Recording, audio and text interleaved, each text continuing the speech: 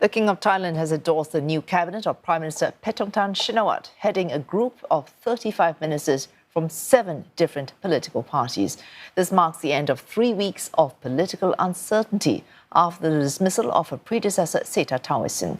But as CNA's Saksith Saiyasombut explains, greater certainty for when we will see a new government actually take office does not mean fewer challenges for this new government. After weeks of political drama and speculation, the new cabinet of Prime Minister Paetongtarn Shinawatra has been endorsed by the King on Wednesday, finalizing the formation of the new Thai government. The new cabinet has 35 ministers, maxing out the legal limit, coming from 7 different parties and factions, all under a new Prime Minister Paetongtarn Shinawatra, the country's second female leader and also the youngest ever.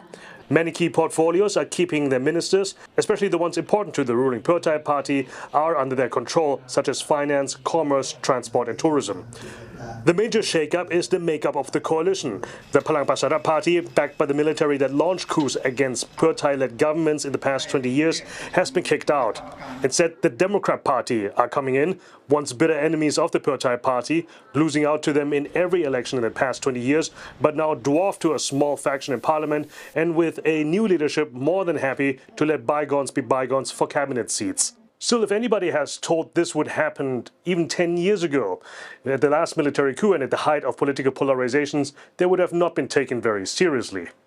This comes after a month of mayhem in Thai politics that saw Prime Minister Srettha Thavisin dismissed by the Constitutional Court after not even a year in office, sparking off a frantic period of setting up a new government coalition. Prime Minister Paetongtarn said, like her predecessor, that she's not allowing herself any honeymoon period whatsoever, and they do need to hit the ground running.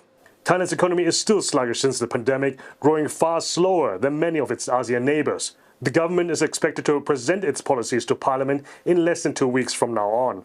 But there are bigger threats that could end this coalition before the end of their term in 3 years. Prime Minister Srettha was dismissed for an ethics breach in nominating an ineligible cabinet minister.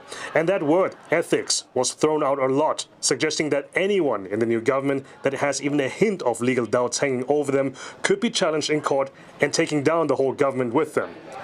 And then there's Prime Minister Paetongtarn's father, the ex-Premier Thaksin. He's the patriarch of the ruling Pheu Thai Party, and since his return from self-exile last year, is busy maintaining a power-sharing truce with his enemies. Hence we have also this shaky frenemy coalition that could be upended if somebody gets too ambitious.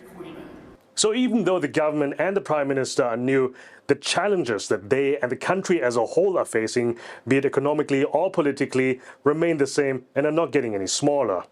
Saksith Saiyasombut, CNA Bangkok.